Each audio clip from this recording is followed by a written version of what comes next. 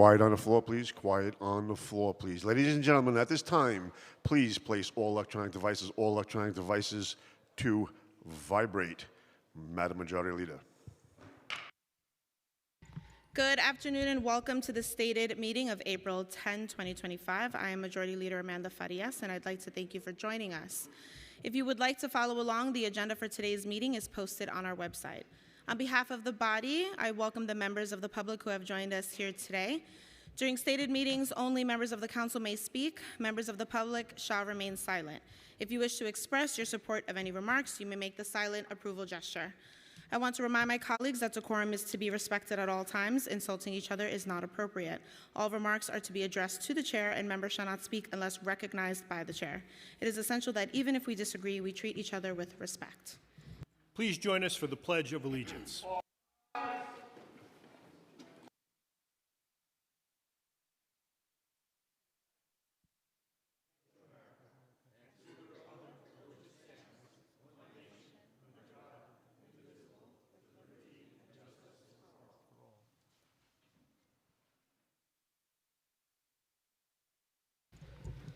Roll call.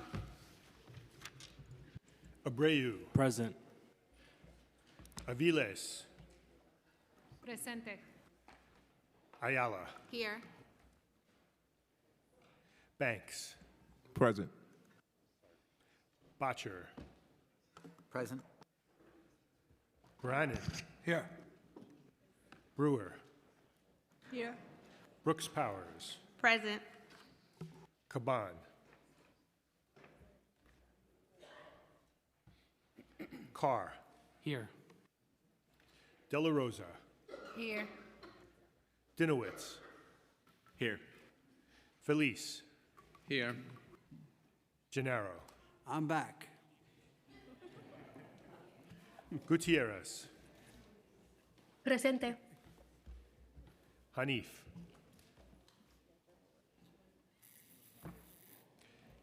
Hanks.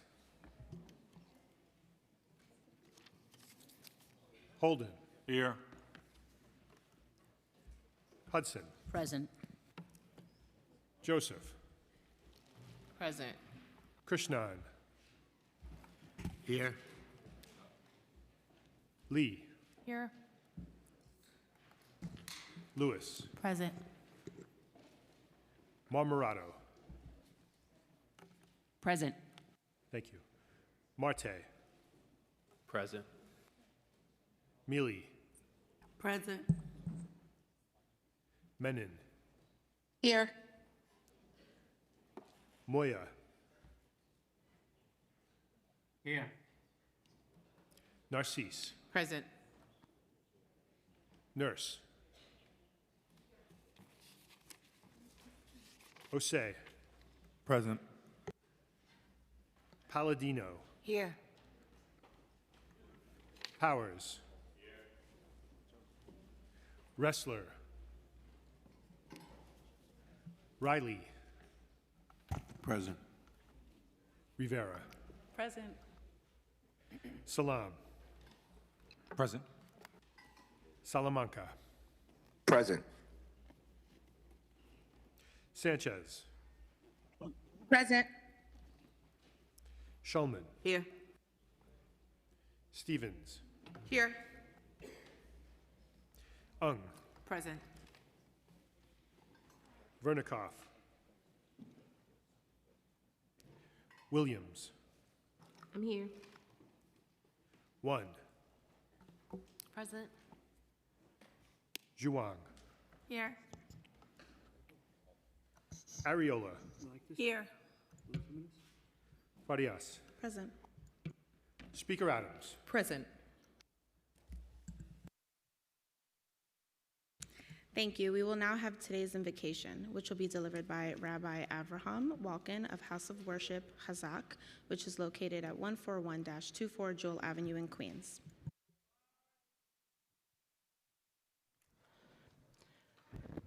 Honorable members of the council, distinguished guests, and beloved members of our community, thank you for the opportunity to offer this invocation during this sacred season of Passover.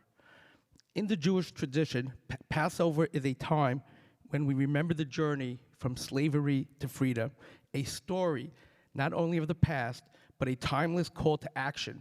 As we read in the Haggadah each year, and I quote, "In every generation, we are obligated to see ourselves as if we personally came out of Egypt."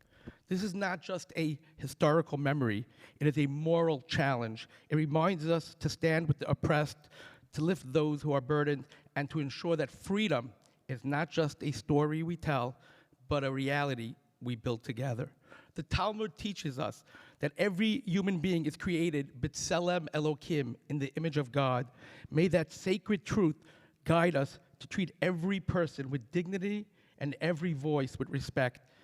As you sit here to make decisions that shape lives, may you be granted wisdom to see what is right, strength to see what is just, and compassion to hear what is not always said. Grant our leaders the clarity to see beyond division and courage, to act with integrity, and the humility to serve with compassion. May they be ever mindful that each policy affects real lives, families, children, elders, and neighbors, and that true leadership is measured not by power, but by service. Let this council be a place where diverse perspectives come together, not in conflict, but in collaboration, not for personal gain, but for the benefit of all who call this city home. May peace dwell in our gates, justice in our streets, and hope in every heart. And let us all say, Amen.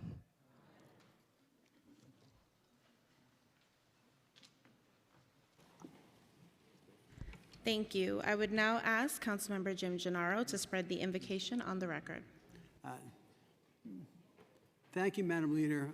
Thank you, Rabbi Walken, for giving today's invocation. Rabbi Walken is a pillar of the Orthodox community in my district. Rabbi Walken is a highly dedicated and motivated speaker and outreach professional with more than 30 years of experience running and directing impactful programs for adults and teens of all ages. He currently serves as director of Hazak's J-Wave Teen Young Adult Division, where he continues to inspire and guide the next generation. Rabbi Walken and his wife, Rebbetzin Ahuva, are the proud parents of 5 wonderful children. Once again, Majority Leader, I thank Rabbi Walken for being here today, and I make a motion for unanimous consent to spread the invocation in full upon the record. Thank you. We will also ask Councilmember Chris Banks for the adoption of minutes. I make a motion that the minutes of the stated meeting of March 26, 2025 be adopted as printed. Messages and papers from the mayor. None. Communication from city, county, and borough offices. Preconsidered M119, Elections Commissioner Appointment. Rules, privileges, and elections. Petitions and communications. None. Land use call-ups. None. Thank you. We will now have communication from Speaker Adrienne Adams. Thank you very much, Madam Majority Leader, and good afternoon, everyone. I want to begin by acknowledging the fatal fire that took place in Councilmember Mealy's district on Tuesday, which resulted in the death of one person. My heart goes out to their family and loved ones during this tragic time. I also want to acknowledge the horrible tragedy out of the Dominican Republic that killed over 200 people when a roof collapsed during a concert at Jet Set nightclub in Santo Domingo. New York City is home to the largest Dominican community, and we extend our deepest condolences to them during this difficult time. Last week, the council released its official response to the mayor's fiscal year 2026 preliminary budget. Our council has been consistent in championing a budget that invests in New Yorkers. During last year's budget process, we worked alongside residents across the city to fight hard to restore full library service, protect child care and educational programs, along with other critical services New Yorkers rely on. We also secured major housing investments at a pivotal time when our city faces a daunting housing crisis that demands greater resources and actions to address. There is far more at stake this year, with a destructive force in the White House that is attacking working families in our city and throughout the country. The council's preliminary budget response lays out a balanced, responsible, and forward-thinking path for our city and New Yorkers to achieve stability. Our investments are focused in several areas that respond to some of our city's most significant challenges: NYCHA and affordable housing, 3K and other early childhood programs, our public schools, CUNY, mental health solutions, programs that reduce recidivism, our parks, cultural institutions, libraries, and other vital services for New Yorkers. When we meaningfully invest in our communities and prepare the city for the chaos coming from Washington, we can create a future where we all thrive and no one is left behind. Our goal as a government is to serve the public and improve the quality of life for the people we serve and represent. Donald Trump's never-ending stream of chaos, which includes the recent gutting of the Department of Health and Human Services and its Head Start and child care offices, runs totally counter to that purpose. The Trump administration also managed to do the unthinkable, slashing funding to the World Trade Center health program that provides care to tens of thousands of first responders and survivors of the health impacts from 9/11. Trump's cuts dishonor the thousands of New Yorkers we lost on 9/11, our brave heroes and survivors. They continue to suffer from debilitating health impacts, and they deserve our government's support. Though there are reports that some firings and cuts were reversed, others have not been. None of this was necessary. In just 3 short months, Trump has managed to make life more difficult, dangerous, and expensive for working families. His allegiances are clear. They are not to working people, but all to himself. Just yesterday, we held a press conference outside the Trump building on Wall Street to raise alarms about the disastrous impacts of Trump's tariffs. While the mayor failed to stand up for our city and New Yorkers, this council made our voices heard.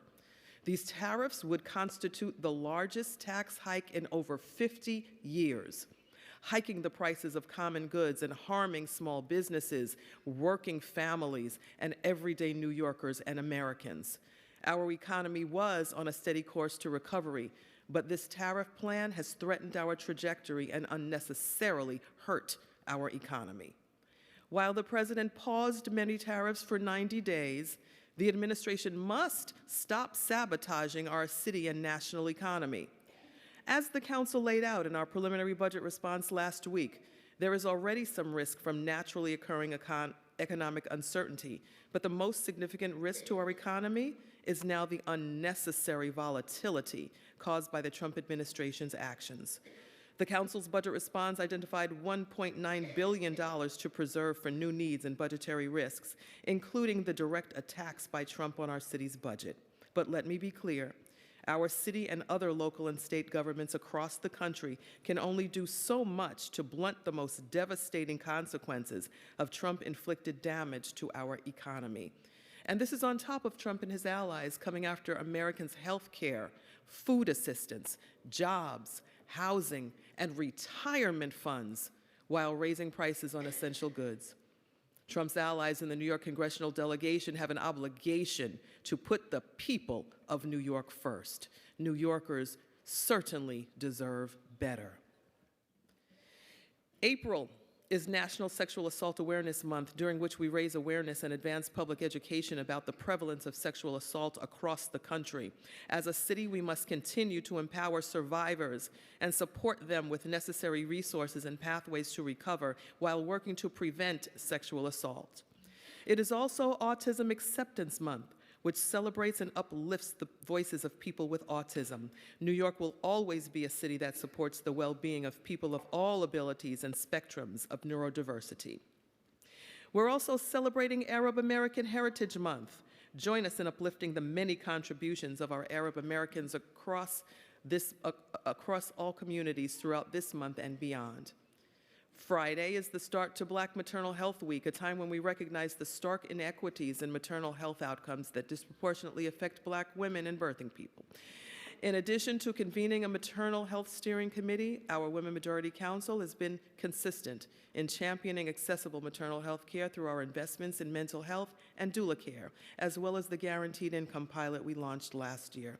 There is still much more work to be done to secure the health and stability our mothers and their children need. This week is also National Library Week, a time to celebrate these pillars of our neighborhoods. Libraries are information hubs that New Yorkers of all ages rely on for knowledge.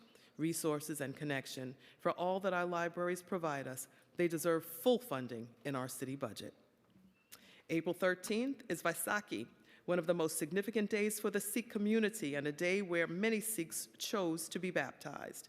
I hope all who observed had a wonderful day of reflection and celebration. And happy early birthday to Councilmember Crystal Hudson, who is celebrating on the 14th. And Councilmember Julie Won, whose birthday is on the 17th. Now let's move on to our stated agenda. First, we'll vote on the following finance items. Preconsidered resolution sponsored by Councilmember Justin Brannan, establishing a new 40-year Article 11 tax exemption for one lot in Councilmember Rita Joseph's district. Preconsidered resolution also sponsored by Councilmember Brannan, establishing a new 40-year Article 11 tax exemption for one lot in Councilmember Althea Stevens' district. Next, we'll vote on the following appointments. Resolution 820, sponsored by Councilmember Keith Powers, would approve the appointment by the Council of Lauren Stossel as a member of the New York City Board of Corrections. Resolution 821, also sponsored by Councilmember Powers, would designate Patricia Marthone for appointment by the Mayor as a Director of the New York City Health and Hospitals Corporation. An appointment by Public Advocate Jumaane Williams of Leah S. Goodrich as a member of the New York City Planning Commission, and a preconsidered resolution approving Mark Landis to the Office of Commissioner of Elections of the Board of Elections. Today, we'll also vote on the following pieces of resolutions.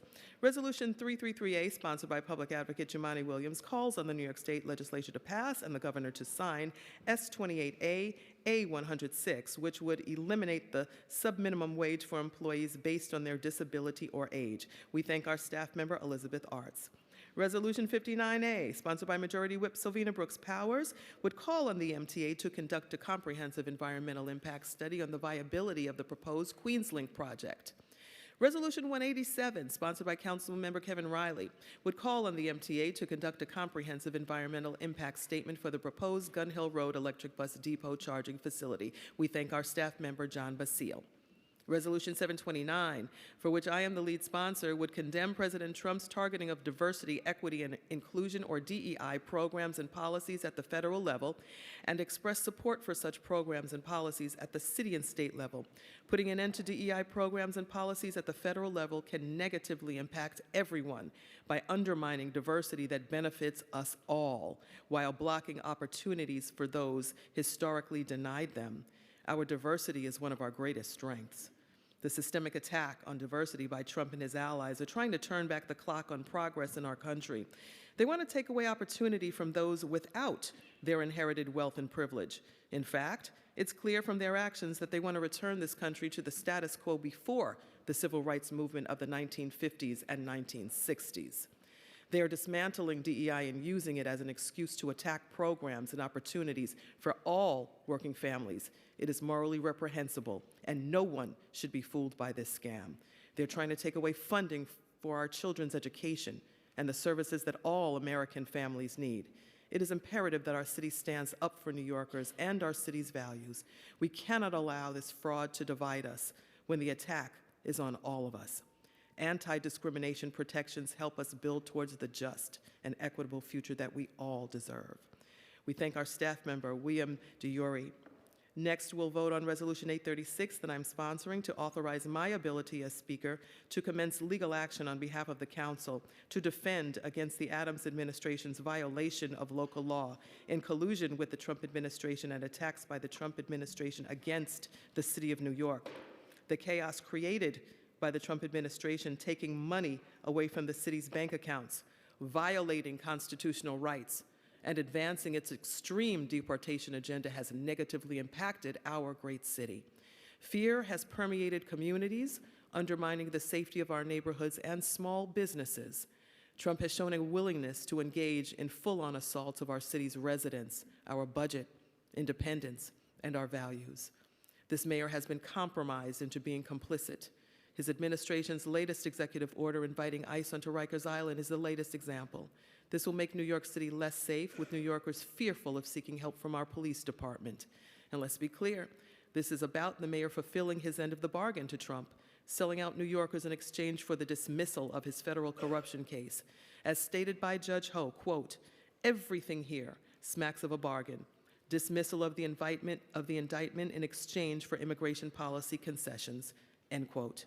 This is the result of promises made becoming promises kept, and the mayor putting his personal interests and Trump's extreme agenda above our cities and New Yorkers. It is the council's responsibility to stand up for New Yorkers, and we intend to continue doing so. We thank our staff member, Maka Ejebe. Today, we'll also vote on the following pieces of legislation. Introduction 671A, sponsored by Councilmember Carmen De La Rosa, will authorize the Department of Citywide Administrative Services, or DCAS, to waive the civil service examination fee for high school students in New York City and for individuals who are first-time applicants. We thank our staff member, Rie Ogasawa.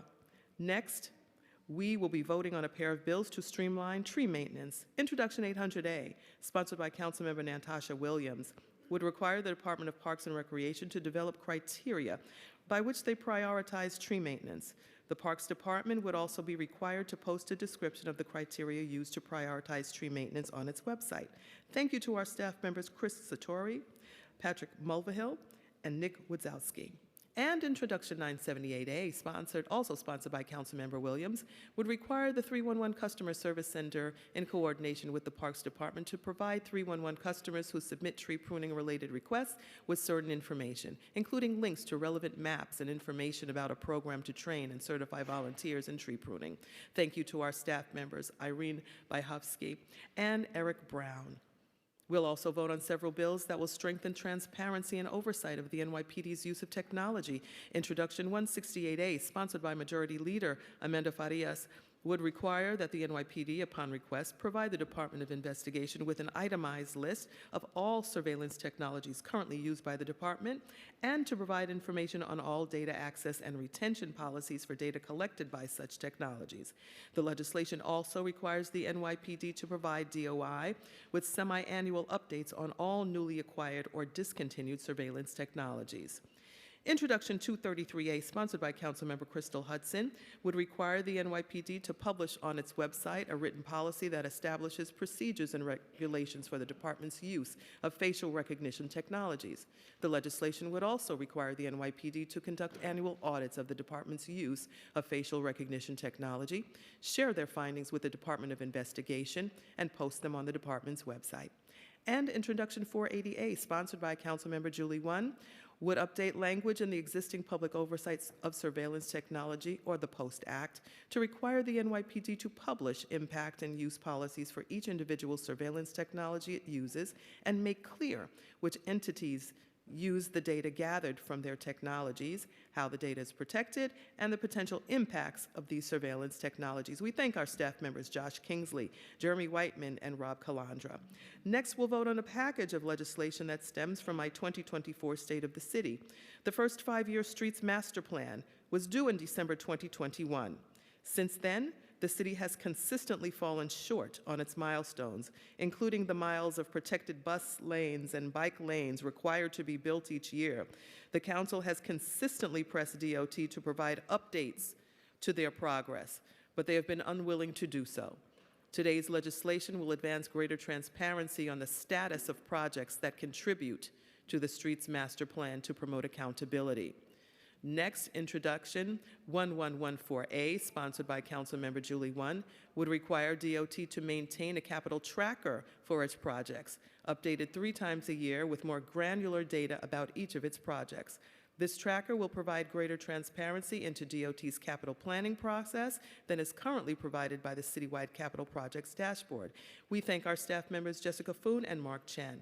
And Introduction 1105, sponsored by Majority Whip Sylvina Brooks Powers, would require DOT to provide a roadmap of all projects planned for that year that will contribute to the requirements of the Streets Master Plan.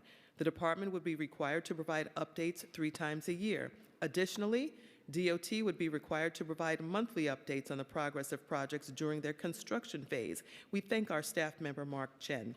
Introduction 807A, also sponsored by Majority Whip Brooks Powers, would require the New York City Emergency Management to disseminate localized emergency preparedness materials in locations that are prone to flash floods. This aims to increase public awareness on flash flood risks to boost registration for the emergency notification system. Additionally, NYSEM would be required to develop guidance for facilitating safe evacuations before flash flood emergencies. We thank our staff members Rachel Cordero, Josh Kingsley, and William Hongak. And finally, Introduction 694A, sponsored by Councilmember Sandy Nurse, would create a permanent, long-term strategic planning process for establishing and maintaining a citywide public bathroom network. The relevant agencies would be required to produce a strategic planning report to be updated every 4 years with the goal of providing at least 2,120 public bathrooms by the year 2035, at least half of which would be publicly owned. It would also require the agencies to post a comprehensive online map of all public bathrooms in the city. We thank our staff members, Jayasari Ganapathy, Erica Cohen, and Rachel Cordero. Thank you very much for your attention, colleagues. Now I turn it back over to our Majority Leader.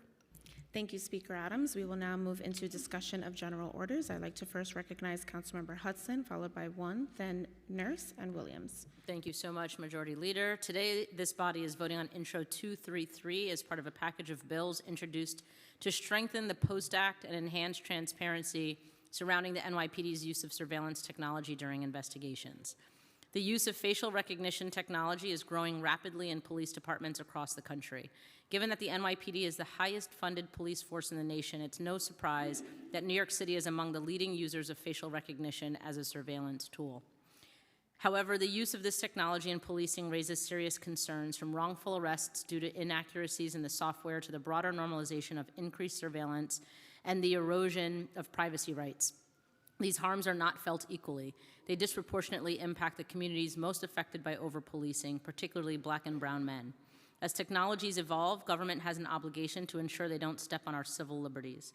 Intro 233 requires the NYPD to develop and publish a clear policy outlining the department's procedures and regulations for the use of facial recognition technology. This policy must then be published on the department's website, making it easily accessible for all New Yorkers to understand their right to safeguard their privacy and better understand how the NYPD is using surveillance technology. Additionally, Intro 233 promotes greater transparency by requiring the NYPD to conduct regular audits of its use of facial recognition technology. This bill is about increasing transparency, holding the NYPD accountable, and protecting the privacy and civil liberties of all New Yorkers. I urge everyone to pass Intro 233 and the bills introduced by my colleagues, Councilmember Juan and Majority Leader Farias, to protect our constituents from departmental overreach and to ensure transparency, accountability, and the protection of privacy rights for all New Yorkers. Thank you. Recognizing Councilmember One, followed by Nurse, then Williams. Colleagues, I urge you to vote in favor of Intro 480, part of a critical package of bills that builds on the original Public Oversight of Surveillance Technology, or POST Act, to ensure that the NYPD surveillance practices are transparent and accountable to the public. Intro 480 closes key gaps in the original POST Act by requiring NYPD to publish clear, separate impact and use policies for each surveillance technology the agency uses. These policies will now include essential details about how each tool functions, who has access to the data, and what safety risks or civil rights impacts may exist. Intro 480 also ensures how NYPD tracks how and when surveillance data is shared externally with other government agencies on the local, state, and federal level. In a time like now, where Ranjani Srivasan, Muhammad Khalil, and Yunza Chung, these are all students that were surveilled and detained, even though they were on student visas or were green card permanent residents. This is a time where we must have transparency into how surveillance technology is being used by our government and what data tracking ourselves are being shared with what different levels of government, such as ICE and Homeland Security. Intro 480 is just one part of the solution. In this bill package, Intro 168 from Majority Leader Farias gives the other department more oversight, as well as Intro 233 from Councilmember Hudson. So together, this package creates additional oversight on surveillance technologies used by NYPD to ensure transparency and public accountability. We worked closely with the NYPD and the advocates to arrive at the right language that we were comfortable with to achieve these goals. I want to give a special shout out to my brother David Siffert from Stop Spying and Ivy Dyson from the Brennan Center, who worked tirelessly with our office to help this Intro 480 to get to this point. Let's pass Intro 480 and its companion bills and make meaningful steps towards a modern and responsible surveillance oversight in New York City. Additionally, I would like to highlight 1114, which is a DOT bill that we also should push to have transparency in our capital projects. Thank you. Recognizing Councilmember Nurse, followed by Williams, then Majority Whip Brooks Powers. Thank you, Majority Leader. Today we are voting to make New York City flush with public toilets. We are not just flushing Queens anymore, we are flushing everywhere. This bipartisan bathroom bill will create the first citywide public bathroom network. By 2035, we'll have a network of over 2,100 public toilets, more than doubling what we have now. Every single person walking around New York City should be free to pee in a private, clean, and functioning bathroom. No one should have to experience the humiliation or stress of having to relieve themselves out on the street. New York City has 8.8 million residents, but just over 1,000 public bathrooms. That is one toilet for every 7,000 people, and I believe we can do better. The consequences of the failure to plan for more public toilets are thousands of predominantly Black and brown New Yorkers getting criminal and civil summonses, tickets, and fines simply for having a bladder.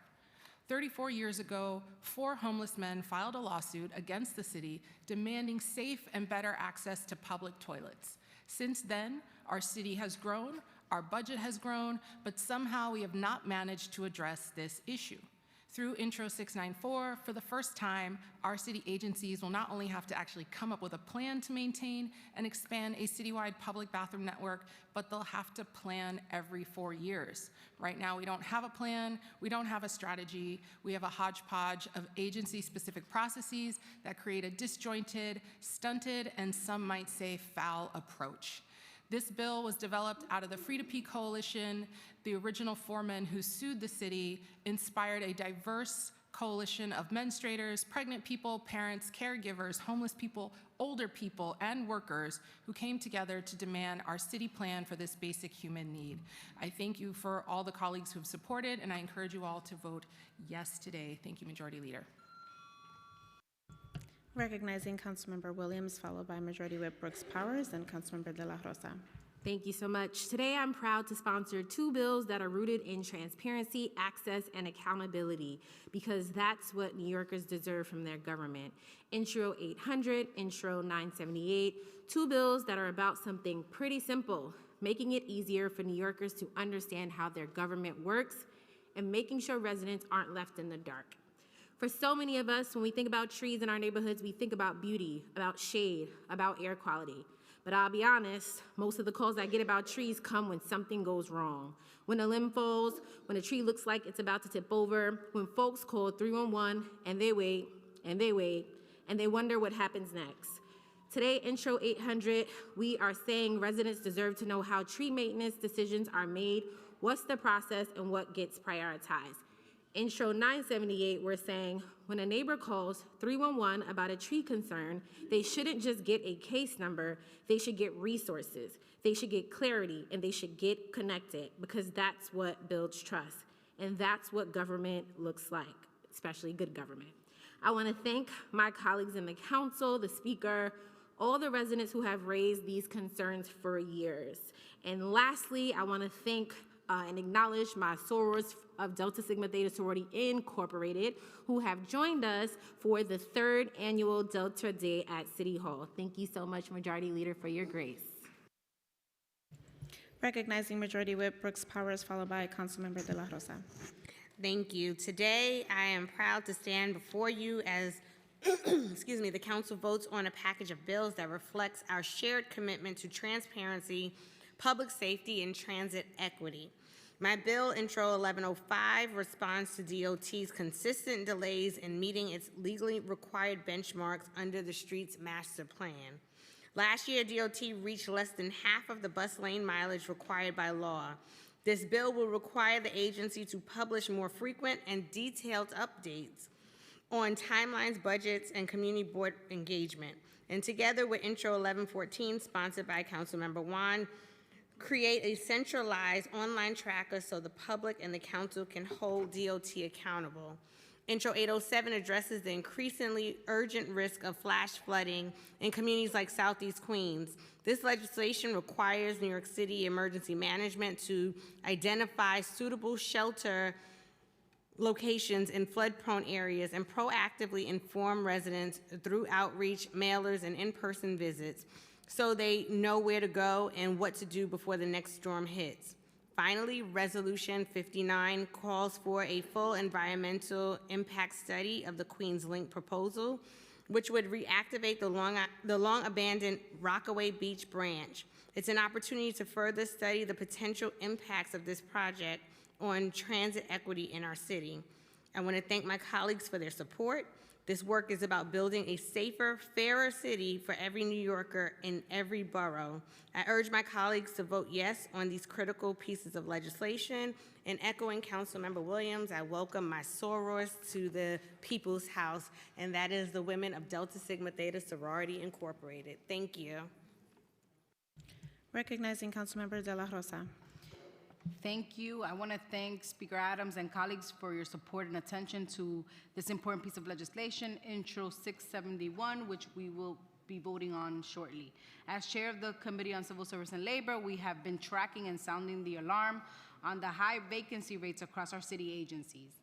Despite the council's best efforts to fight against mayoral pegs and cuts, a 5% vacancy rate average across the board remains today, translating to over 15,000 empty desks, unanswered phone calls, and the redistribution of responsibilities to an already overworked and burned out municipal workforce. The civil service exam is required for 80% of the city's government position. It is unthinkable that as we try so hard to staff our agencies and hire to fill the gaps in our city workforce, there remains financial barriers that can make hiring unfeasible and inequitable. Fees for exams can range from $40 to $101, and that's just the cost of an entry exam. Exam takers can expect to incur hidden costs such as study materials, transportation, to and from interviews and exams, and more. Inaccessible fees should not deter high school students or new applicants from seeking civil service careers. That's why the council is looking to pass Intro 671, which will require DCAS to waive the civil service examination fee for individuals who are enrolled at any public, private, or charter high schools in New York City or who are first-time applicants for civil service. Intro 671 says to New Yorkers, we want you to work for New York City, and we are optimistic about the positive outcomes of a fairer application process for the future of civil servants who are urgently needed in our city. I urge you to vote in favor of this legislation at this time. Thank you. Thank you. Seeing no one else signed up to speak, the last thing I'll ask for, colleagues, is to also vote yes on Intro 168, my companion bill to Council Members One and Hudson on the Post Act. Report of special committees. None. Reports of standing committees. Report of the Committee on Civil Service and Labor, Intro 671A, Civil Service Exam Fee Waivers. Amended and coupled on general orders. Report of the Committee on Finance, Preconsidered LU 271 and Reso 845, and Preconsidered LU 272 and Reso 846, Tax Exemptions. Coupled on general orders. Report of the Committee on Fire and Emergency Management, Intro 807A, Flash Flood Preparedness. Amended and coupled on general orders. Report of the Committee on Governmental Operations, State and Federal Legislation, Intro 694A, Citywide Bathroom Strategy. Amended and coupled on general orders. Report of the Committee on Land Use, LUs 244 through 246, Brownsville NCP.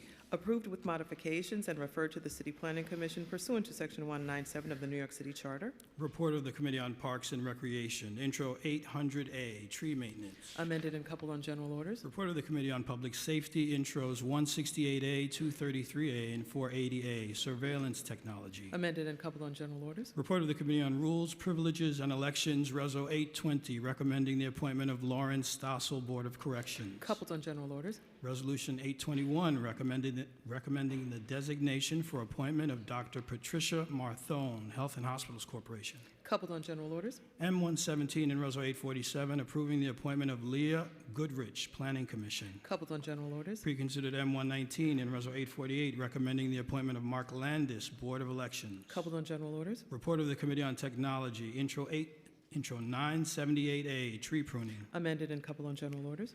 Report of the Committee on Transportation and Infrastructure, Intro 1105A, Streets Master Plan. Amended and coupled on general orders. Intro 1114A, Capital Project Tracker. Amended and coupled on general orders. General Orders Calendar. Resolution appointing various persons, Commissioner of Deeds. Coupled on general orders, I now ask that the clerk take a roll call vote on all of the items coupled today on today's general orders calendar. Narcisse. I vote aye on all. Salam. I vote aye on all. Rivera. I vote aye. Abreu. Aye. Aviles. Aye. Ayala. Aye. Banks. Aye. Botcher. Aye. Brannan. Aye. Brewer. Yes. Brooks Powers. Aye. Caban. Aye. Thank you. Carr. No on introduction 480A, M117 and accompanying Resolution 847 and Resolution 820, and aye on the rest. Thank you. De La Rosa. Aye on all. Thank you. Dinowitz. Aye. Feliz. Aye on all. Gennaro. I vote aye on all, with the exception of Intro 480A and M117 with accompanying Resolution 847, on which I vote no.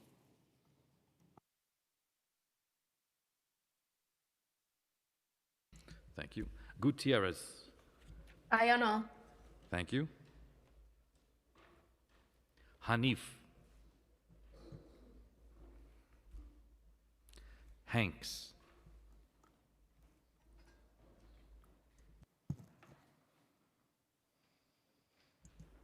Councilmember Hanks? Okay, we'll come back. Holden. Aye on all except for intros 480A, Reso 820, and M117 with accompanying Reso 847, of which I vote no.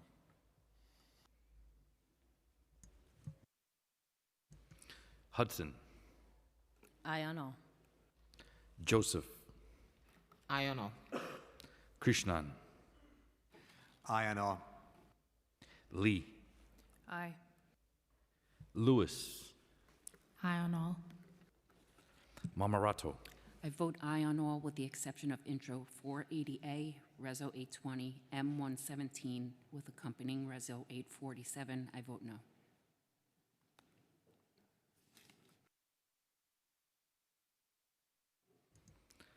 Marte. Aye on all. Mealy. Aye on all. Menon. Aye. Thank you. Moya.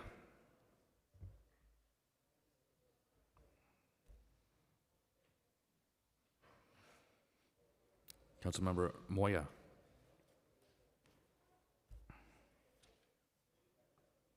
Okay, we'll come back. I vote aye. Oh, thank you, Councilmember Moya. Thank you.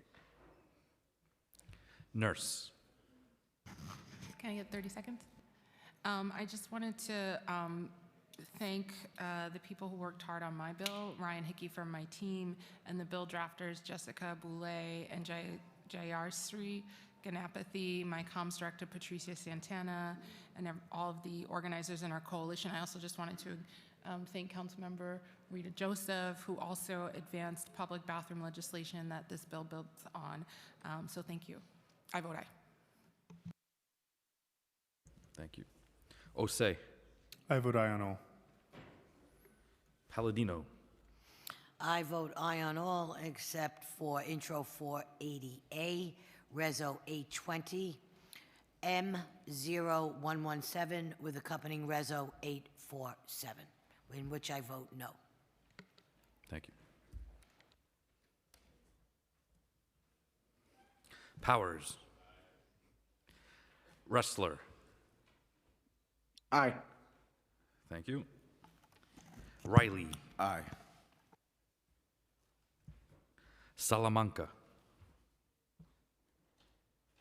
Aye on all. Thank you.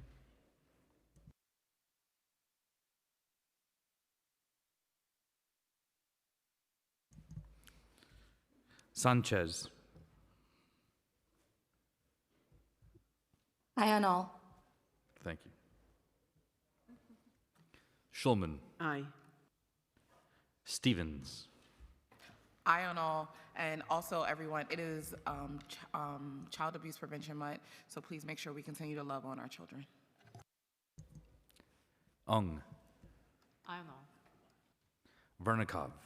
I vote aye on all except no on Intro 480A, Reso 820, M0117, and accompanying Resolution 847. Thank you. Williams. I vote aye on all. 1. Aye. Zhuang. Aye on all except M117, abstained.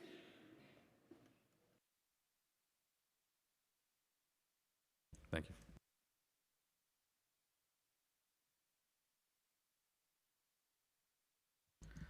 Ariola. I vote no on Intro 480A, Reso 820, M0117 with accompanying Reso 847, and aye on all the rest. Thank you.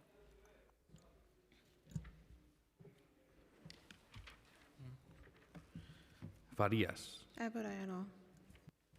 Speaker Adams. Aye on all.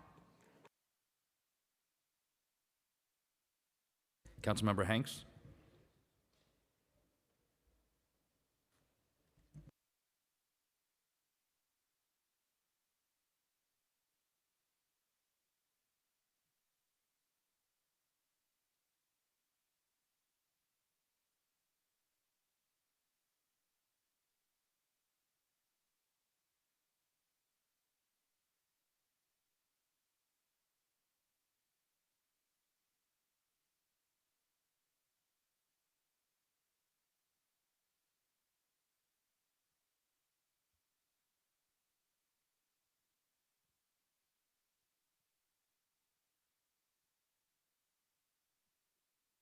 All items on today's general order calendar are adopted by a vote of 47 in the affirmative, 0 in the negative, and 0 abstentions, with the exception of Introduction 480-A, which was adopted by a vote of 40 in the affirmative, 7 in the negative, and 0 abstentions, and Resolution 820, which was adopted by a vote of 41 in the affirmative, 6 in the negative, and 0 abstentions, and M117 and Resolution 847, which was adopted by a vote of 39 in the affirmative, 7 in the negative, and 1 abstention. Introduction and reading of bills. All bills have been referred to committee as indicated on today's agenda. Thank you. We will now move into the discussion of resolution, and I'd first like to recognize Minority Leader Ariola, followed by Councilmember Riley, and then Vernikov. Thank you. There was a time when the term sanctuary city was not so controversial. We all know how, when, and why it started. But at some point, as irrational fears over mass deportation hit a fever pitch around a decade ago under the Obama administration, a common sense policy to protect victims of crime somehow turned into laws passed now on how to protect people who commit them. In 2014, a law was passed barring federal immigration and customs enforcement from keeping offices at Rikers. Because of that law, who knows how many people wanted for murder, rape, drug, and sex trafficking, people on the terrorist watch list, or who were known members of transnational criminal gangs who committed crimes and entered this country illegally, have continued to commit crimes while they remain here and have been able to remain free in our city. How does allowing criminals to roam free keep us safe? Who exactly are we protecting by not cooperating with federal law enforcement agencies? Our immigrant neighbors came to this country to find a better life. They work hard, and they deserve to be protected. Allowing ICE to once again be present at Rikers, even under the limited conditions outlined in the executive order, will help us do that. Thank you for the time. Thank you. I'll now recognize Councilmember Riley, followed by Vernikov, then Aviles. Thank you, Majority Leader, and I'll be really quick. Today, I urge my colleagues to support Reso 187, which calls on MTA to conduct a comprehensive environmental impact study on the proposed electric bus depot charging facility on Gun Hill Road in my district. Comprehensive environmental impact statement will provide necessary insights into how this facility will affect our environment, health, and daily lives in District 12. It's crucial that we take the time to analyze these impacts before moving forward, and this is about protecting our community's well-being and ensuring that projects work for us and not against us. And I just urge all my colleagues to support this resolution. Thank you. Recognizing Councilmember Vernical, followed by Aviles, then Caban. Thank you. Today we voted on Resolution 837, which will empower the Speaker to sue on behalf of the City Council for any alleged challenges on the mayor's part to our sanctuary city status. I, along with my colleagues, are vehemently against any resolution that would not work to curb the disastrous consequences that sanctuary city status has brought upon our city. I'd also like to note that at no point have the people of the city been afforded the opportunity to vote on sanctuary city policies, despite the fact that the people are the ones most affected by it. Instead, they've been subjected to mandates and tone-deaf laws handed down by this body. It's disheartening that this body is happy to tax and regulate the tax-paying citizens of this city out of their homes to make room for illegal newcomers who should not even be here in the first place. The real humanitarian crisis is the one we're placing on New Yorkers. For this body to have the ability to sue to stop any attempt to fix this self-created problem is a slap in the face to every single constituent we represent. I cannot and will not support it. Thank you. Recognizing Councilmember Aviles, followed by Caban. Today, our immigrant communities are under attack, not just by a federal administration trying to force an unconstitutional and violent mass deportation agenda on us from above. No, our sanctuary city status is under attack once again by our mayor, who thinks of himself as above the legal system, above democracy, and above protecting the safety of working class New Yorkers. Mayor Adams is attempting to enact an executive order to use the city's resources to establish ICE operations on Rikers Island, flouting a decade of precedent and violating our sanctuary city protections. Sending the first deputy mayor to do his bidding keeps the mayor squarely in the quid pro quo area. It is clear that this mayor is bowing down to the Trump administration to keep his end of his deplorable deal to trade immigrant New Yorkers to save his own hide.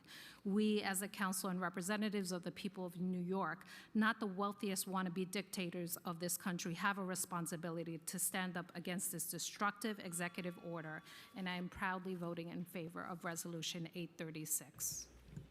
Recognizing Councilmember Caban. Thank you. I also want to speak on the resolution regarding sanctuary cities and just debunk some of the rhetoric that we are hearing widespread with some facts. The reality is that sanctuary cities are safer for everyone. Sanctuary policies allow immigrants to report abuses and engage with public safety officials without fear of deportation. Sanctuary city policies allow immigrants to feel more comfortable acting as witnesses in criminal investigations. And on average, fewer crimes are committed per capita in counties with sanctuary policies compared to cities who do not have sanctuary city policies. Also, as a 7+ year public defender, I can tell you that when an undocumented immigrant or somebody that does not have permanent legal residence here is convicted, found guilty of what they are accused of, they automatically enter a deportation proceeding process. And so the rhetoric that's being told of otherwise is just patently false. So I'm hoping that we all stand in truth, in data, and reality when we vote on items like this and support the sanctuary city policies that continue to make us a safer city. Thank you. Seeing no one else signed up to speak, we will now have a voice vote on today's resolutions. If you wish to vote against or abstain from any of today's resolutions, please notify the Legislative Documents Unit by email or by approaching the dais. I'll now read today's resolutions into the record. Resolution 59A calls on the Metropolitan Transportation Authority to conduct a comprehensive environmental impact study on the viability of the proposed Queens Link project. All those in favor say aye. Aye. All opposed say nay. Any abstentions? The ayes have it. Resolution 187 calls on the Metropolitan Transportation Authority to conduct a comprehensive environmental impact statement for the proposed Gun Hill Road Electric Bus Depot charging facility. All those in favor say aye. All opposed say nay. The ayes, and any abstentions? The ayes have it. Resolution 333A calls on the New York State Legislature to pass and the New York State Governor to sign Senate Bill 28A and Assembly Bill 1006, which would eliminate the sub-minimum wage for employees based on their disability or age. All those in favor say aye. Aye. Aye. All opposed say nay. Any abstentions? The ayes have it. Resolution 729 condemns President Trump's revocation of diversity, equity, and inclusion programs and policies at the federal level and expresses support for such programs and policies at the city and state level. All those in favor say aye. Aye. All opposed say nay. Any abstentions? The ayes have it. Pre-considered Resolution 836 authorizes the Speaker to take legal action on behalf of the Council of the City of New York to defend against the Adams administration's violation of sanctuary city laws and the Trump administration's attacks on the City of New York. All those in favor say aye. Aye. All opposed say nay. Any abstentions? The ayes have it. We will now move into general discussion. I would now like to recognize Councilmember Banks, followed by Zhuang, then Brewer. Thank you, Madam Majority Leader. And today I'm introducing two important bills that address critical issues impacting tenants and consumers in our city. These measures aim to improve transparency and fairness in housing stability and tax preparation. Intro 1232 requires Human Resources Administration to send automated notifications to both tenants and property owners who, when rental assistance applications are approved, tenants will be informed about the amount, issuance date, and delivery method of their grant. While property owners will receive timely information to process payments efficiently, this bill ensures that tenants are kept informed and helps maintain housing stability by reducing delays and confusion. Intro 1231 requires tax preparers to provide itemized statements of all charges, including state and federal returns, software filing fees, and refund anticipation loans and checks. These statements will be available in both physical and electronic formats, promoting transparency for consumers. This bill protects consumers from hidden fees and ensures tax preparers have clear billing practices to avoid misunderstandings. Both bills are designed to empower New Yorkers by ensuring that they have information they need to navigate complex systems. These measures promote fairness, transparency, and accountability in housing and tax services. I urge my colleagues to support these important bills, which will help make our city more just, equitable, and responsive to the needs of all residents and consumers. And also want to thank those council members who signed on, Councilmember Felice, Menon, Lewis, Brooks, Powers, and Councilman Narcisse. Thank you, Madam Chair.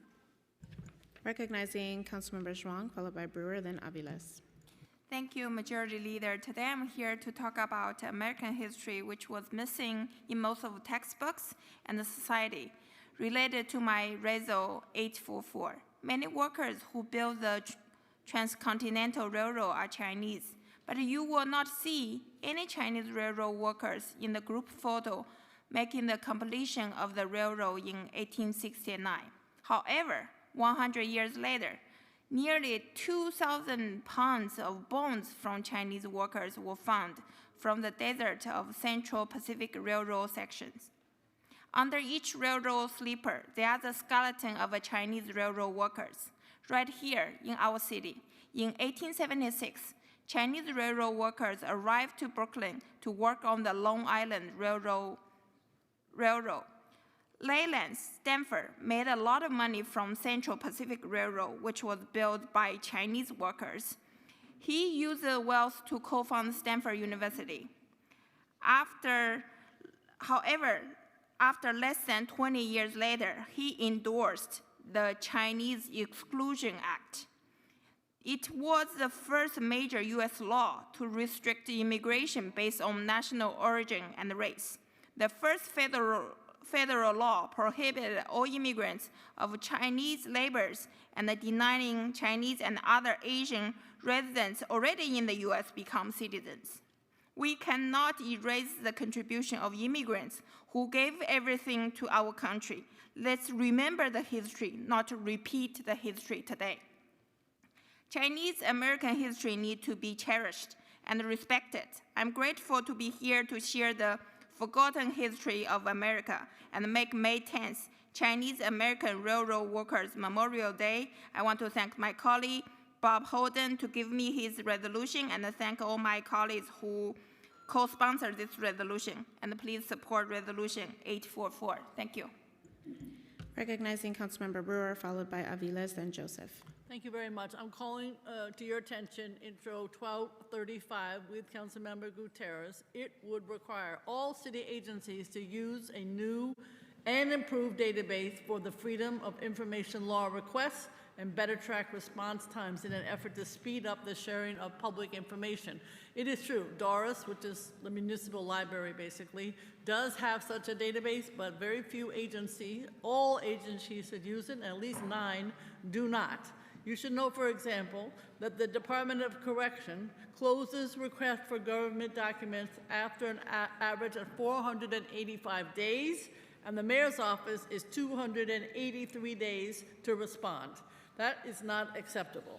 And I want to say there's a new report, thank you, Reinvent Albany, New York City government flouting freedom of information law, and it talks about requesting records from the New York City agencies are skyrocketing, 170,000 requests last year. When I passed open records, that was some years ago, the portal was supposed to answer some of these questions.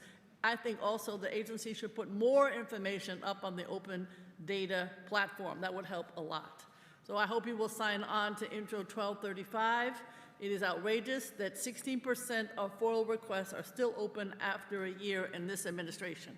I also want to say thank you to all who supported Mark Landis, who will be the Manhattan rep on the Board of Elections. I'm sure he'll do a great job. Thank you.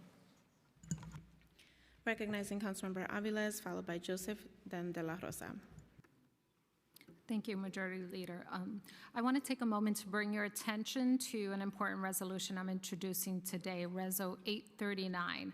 This resolution is in support of state legislation that would establish a SNAP and cash assistance fraud victim compensation fund, an issue I'm sure you all deal with on a daily basis in your offices. In my district, residents have lost thousands of dollars of food, of resources they depend on for food.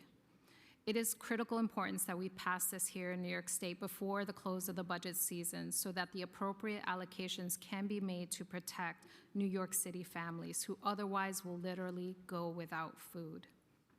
For those of you who don't know, the Office of Temporary and Disability reports that between August 2023 and December 2024, $65 million in theft has occurred for SNAP benefits. For those of you who may not be aware, the federal program that reimbursed the victims of SNAP fraud ended on December 2024, and I do not need to tell this group that with the Trump administration, no hope is coming for victims of SNAP fraud. While the federal government of simply adding security chips, while the federal government's fix of simply adding security chips to the card would bring enormous relief to the system, New York State must step up as the federal inaction that would protect working families is unlikely. Please sign on to this resolution and urge your state colleagues to pass A03578 and S00403. Thank you. Recognizing Councilmember Joseph, followed by De La Rosa, then Caban. Thank you, Majority Leader. I'm proud to introduce Bill Intro 1240 alongside my colleague, Councilmember Lewis. This bill requires the Mayor, Mark J., to establish a holistic needs assessment program with consent. This assessment would offer to people in custody of Department of DOC following a Supreme Court arraignment. The assessment would identify mental, physical, health needs, substance abuse, intellectual disabilities, history of domestic violence or trauma, emotional regulation challenges, or other sociological condition at the time of arrest. The result will be shared with the criminal justice person for 14 days. Mark would not be allowed to share any confidential information.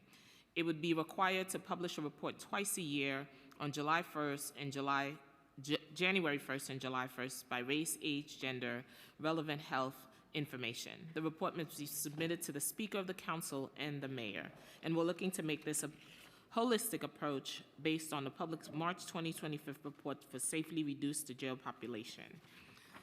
Today, I'm also introducing a resolution recognizing the month of March annually as Music in Our Schools Month in the City of New York. Resolution 842 is an initiative to highlight the vital role that music education plays in our academic, social, and emotional development of our students, By celebrating this month, we affirm our commitment to ensuring that every child, regardless of zip code or background, has access to a high-quality music program in school. Music in our school month serves as a powerful reminder of the importance of equitable music education. It is an opportunity for educators to showcase their work, for students to share their talents, and for communities to celebrate the transformative power of music.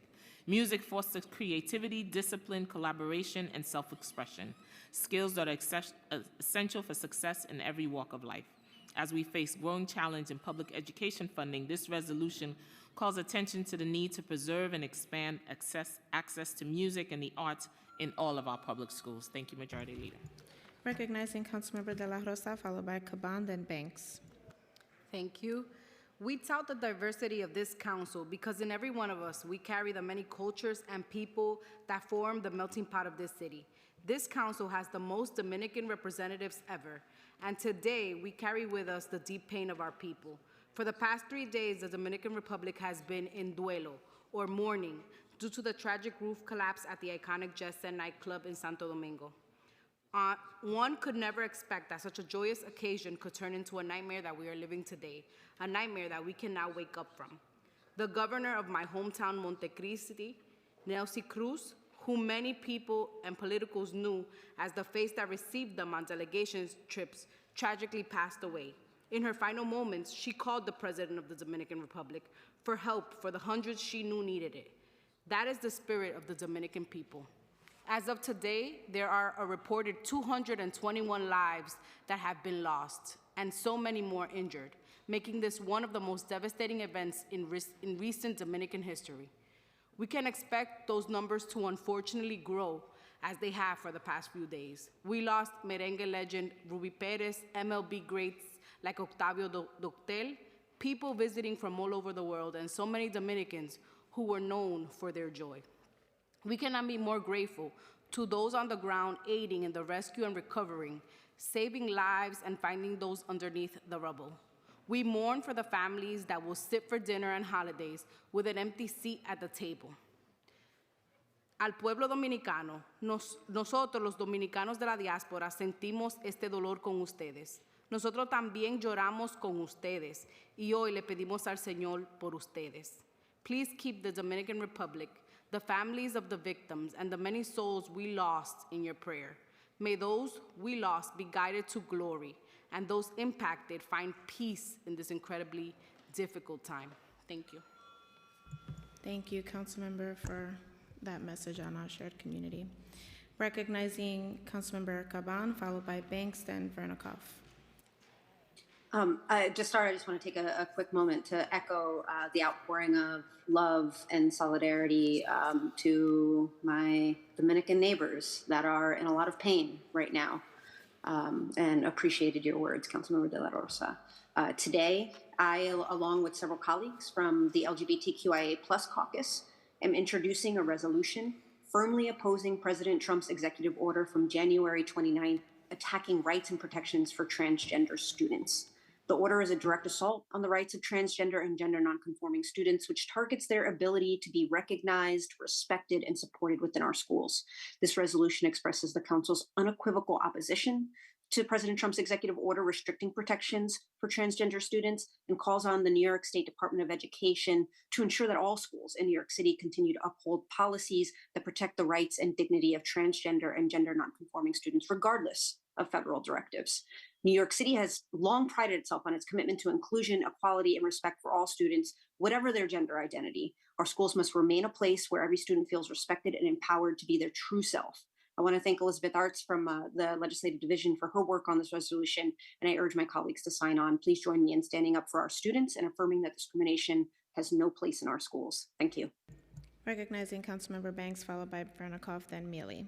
Thank you so much, Madam Majority Leader. I want to take a moment to speak about Principal Brown of PS 202, who's been serving the school as assistant principal for the past 2 years and was appointed interim acting principal this school year. Over the past several days, I had been heard from staff members, parents, and students alike, many whom have tearfully shared how Principal Brown has profoundly impacted their lives. Her leadership has been nothing short of transformative, and it's clear that she has earned the respect and admiration of the entire school community. Principal Brown is truly a jewel in our community, and she has worked tirelessly to bring stability, confidence, and hope to a school that not too long ago struggled with moral and leadership and continuity, lack of moral and leadership and continuity. In just 8 months, we've seen tangible improvements with her at the helm, and while there is still work to be done, progress has been made.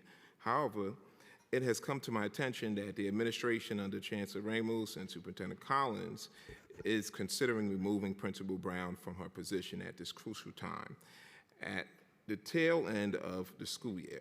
Imagine that, I ask. How much sense does that make to uproot and disrupt the lives of our children, especially after all the hard work and growth that has taken place under Principal Brown's leadership?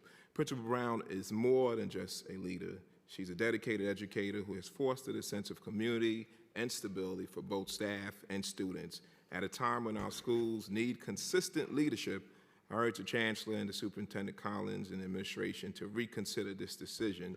Our children, our educators, and our community deserves continual leadership from Principal Brown. Thank you much.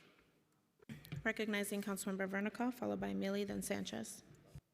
Thank you, Majority Leader. Last week, our community experienced the tragic loss of a young mother, Natasha Saada, and her 2 small daughters, Deborah and Diana. They were taken from us so needlessly by a reckless, deranged driver who should have never been on the road to begin with. My heart and prayers go out to the Saada family. May they be comforted among the mourners of Zion, Baruch, Diana, Emet. Thank you. Recognizing Councilmember Mealy, followed by Sanchez. It is with a heavy heart that I call attention to the tragedy that occurred in my district on the night of April 8th. There was a massive fire in the Bedford-Stuyvesant portion of my district at 520 McDougal Street that took the life of our beloved 77-year-old Cheryl Griffin.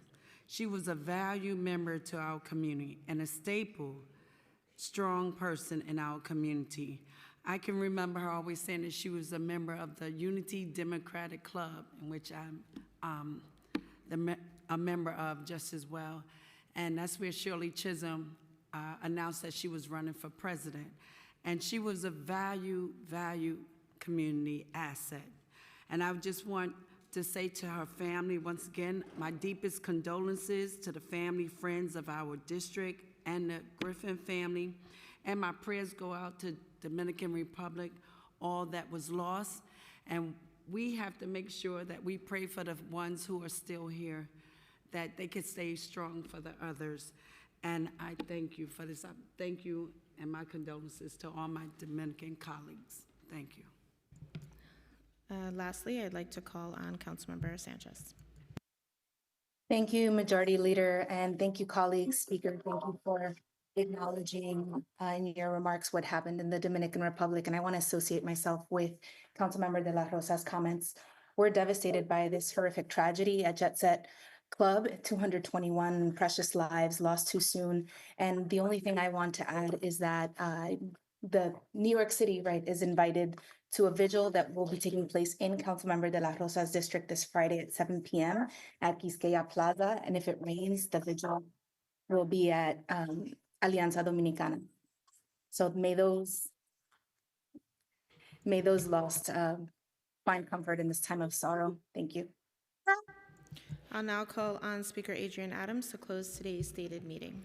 Thank you, Majority Leader. Before we conclude, I just want to recognize our members of Delta Sigma Theta who are here today. Oh, they're probably still taking pictures. They were here today. Wanted to recognize them and wish them a happy 3rd annual Delta Day from the City Council. In addition to this, I wanted to take a moment also to wish our Jewish neighbors a peaceful and joyous Passover, which starts on Sunday evening at sundown. Also wanted to bring to our our colleagues' attention. I believe Council Member Botcher has left, but there was a helicopter crash at Pier 40 in his district about an hour ago. We want to recognize that. We know that one person did perish, and we are praying for all the families, the victims of that crash this afternoon. So with that, the meeting of April 10th, 2025 is hereby adjourned.